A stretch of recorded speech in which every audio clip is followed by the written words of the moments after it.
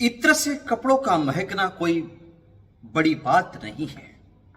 मजा तो तब है जब आपके किरदार से खुशबू आए। मजा तो तब है जब आपके किरदार से खुशबू आए।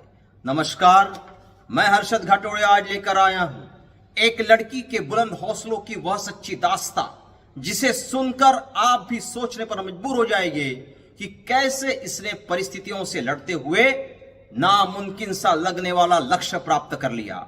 उत्तर प्रदेश के कानपुर शहर में रहने वाली इस लड़की की जिंदगी काफी उतार चढ़ाव भरी रही है, लेकिन इसने कभी भी हालातों को अपने पढ़ाई पर हावी नहीं होने दिया और भारत की सबसे कठिन परीक्षाओं में से एक को अपने प्रथम प्रयास में उत्तीर्ण कर लिया। इसका परिवार एक बड़ा संयुक्त परिवार था। काफी लाड़ प्यार से इसका पालन पोषण हुआ। 2005 में दादी के मृत्यु के पश्चात परिवार में बंटवारा हुआ और इसके पिता जो व्यवसाय संभाल रहे थे वह उन्हें अपने छोटे भाई को देना पड़ा और एक ही दिन में इनका परिवार काफी परेशानियों में आ गया और इसके पिता को प्राइवेट नौकरी करनी पड़ी। इससे होने वाली आय पर्याप्त नहीं थी। इसका एक बड़ा भाई था जो पढ़ रहा था। माता पिता को टूटता देख यह सोचती कि मैं इतनी छोटी हूं कि मैं अपने परिवार के लिए कुछ कर नहीं सकती। परिणाम यह हुआ कि बचपन में ही सोच लिया कि किसी मुकाम पर पहुंचकर ही माता पिता के सपनों को पूरा किया जा सकता है, लेकिन इसके लिए एक ही जरिया था और वह था सिर्फ पढ़ाई। इनके माता पिता ने एक घर बनवाया था जो सुविधाओं के लिहाज से तो पर्याप्त नहीं था, बावजूद इसके कि वह उनका अपना घर था, टूटा फूटा ही सही। एक दिन पिता को यह कहते हुए सुना कि सीए का कोर्स एक ऐसा कोर्स है जिसे करने पर आगे चलकर आप वह सब कुछ हासिल कर सकते हो जो आप चाहते हो। इस बात को सुनकर इसने सीए के बारे में जानने की कोशिश की और अपनी स्कूल की शिक्षिका से पूछा। उन्होंने बताया कि इसमें तो काफी समय लगता है, इससे बेहतर तू सीएस के बारे में सोच। यह शब्द इसलिए बिल्कुल नया था। इससे पहले इसने इसके बारे में न तो कुछ सुना था, नहीं पढ़ा था और न ही कोई इसके परिवार में इसके पहले सीएस बना था। अभी इसके पास 2 वर्ष का समय था, क्योंकि अभी तो वह सिर्फ 10वीं कक्षा में ही पढ़ रही थी। इसलिए इसने अभी से सीएस के बारे में जानना आरंभ कर दिया। एक प्रकार से इसने ठान लिया था कि वह सीएस ही बनेगी। इस बारे में माता पिता को भी बताया गया था। उन्होंने कहा कि पहले 12वीं तो कर लो, फिर सोचना। खूब जी तोड़ मेहनत की।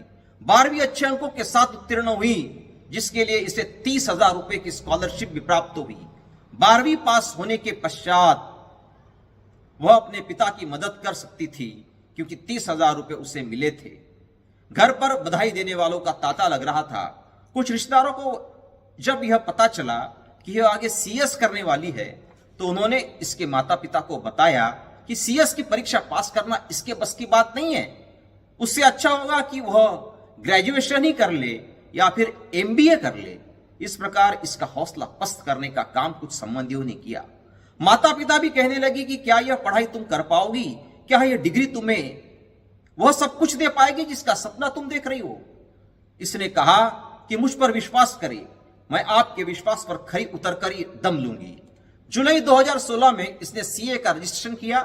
पिता खुश थे, क्योंकि इसके लिए उन्हें पैसे नहीं देने पड़े थे और पढ़ाई में जुट गए। इसके पास पढ़ाई के साथ साथ समय भी था, इसलिए इसने घर पर बच्चों को ट्यूशन पढ़ाना आरंभ कर दिया, जिससे इसे 25,000 रुपए प्राप्त होते थे, जिसमें से 2,000 रुपए ये पिता को देती थी और 500 रुपए खर्च हेतु रखती थी। हर हाल में इसे सीएस एग्जीक्यूटिव का प्रथम पड़ाव पास करना था। इसके लिए 12 से 13 घंटे पढ़ाई की। इस परीक्षा में संपूर्ण कानपुर शहर से 400 से 450 विद्यार्थी शामिल हुए थे और सिर्फ 3 विद्यार्थी पास हुए, और उस 3 में यह भी एक थी। काफी खुश थी, लेकिन खुशी अधिक समय तक नहीं रही, क्योंकि आगे के पड़ाव की तैयारियां हेतु इसे कोचिंग लगानी थी। लेकिन सिर्फ 3 विद्यार्थी होने की वजह से संपूर्ण कानपुर शहर में कोई भी कोचिंग इंस्टीट्यूट इन्हें पढ़ाने को तैयार नहीं था, क्योंकि उनकी बैच ही नहीं बन रही थी। काफी परेशान हुई। ऐसा लगा कि मंजिल तो करीब है, लेकिन वहां तक पहुंच नहीं पा रही है। किसी भी हाल में वह पीछे हटना नहीं चाहती थी। उसने हिम्मत जुटाई और अपने दोस्तों से बात की और अधिक बच्चे जब तैयार हुए तब कहीं जाकर कोचिंग वाले मान गए। कोचिंग की फीस भरने हेतु इसके पिता और इसने स्वयं की सेविंग्स में से पैसे जुटाए, लेकिन फिर भी कम पड़ रहे थे। लेकिन कोचिंग वालों ने इसका साथ दिया और कम पैसे में ही मान गए। इन सब में इसके 2 महीने चले गए थे। अब इसके पास मात्र 5 से 6 महीने का समय था, जिसके लिए अपना लक्ष्य पाना था। रोज 15 से 16 घंटे पढ़ाई करने में जुट गई। सामने था मां का त्याग, पिता का संघर्ष और अभाव की जिंदगी। अगस्त 2019 में जब इसकी परीक्षा का परिणाम आया तो इसने संपूर्ण 9 सब्जेक्ट प्रथम प्रयास में क्लियर कर लिए थे।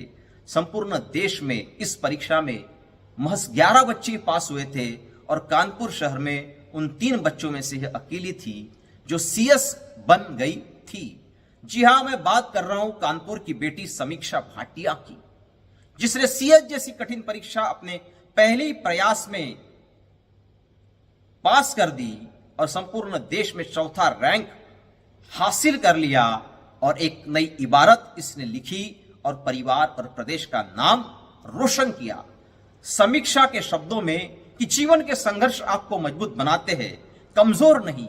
एक बार मैदान में हारा हुआ व्यक्ति पुनः लड़कर जीत सकता है, लेकिन मन से हारा हुआ व्यक्ति फिर कभी हाथ लड़ नहीं सकता। जिसका सपना आपने देखा है, जितना बड़ा आपके सपने उतना ही बड़ा आपका आसमान होता है। आपके हौसले, बुलंदियां और हिम्मत रखो। हर वह मकाम हासिल करोगे जिसके बारे में सोचा है। जब आपके सपने पूरे होते हैं तब आपके अपनों के चेहरे पर वह चमक होगी, वह मुस्कुराहट होगी जिसे आप हमेशा से देखना चाहते थे। समीक्षा के लिए मैं बस इतना ही कहना चाहूंगा कि जिंदगी में कुछ पाना हो तो खुद पर एतबार रखना, सोच पक्की और कदमों में रफ्तार रखना। कामयाबी मिल ही जाएगी एक दिन निश्चित ही तुम्हें। बस खुद को आगे बढ़ने के लिए तैयार रखना, बस खुद को आगे बढ़ने के लिए तैयार रखना। तो यह थी समीक्षा की कहानी, अरशद की जुबानी। फिर मिलेंगे ऐसे ही किसी हस्ती के बुलंद हौसले और इरादों की सच्ची दास्तां के साथ।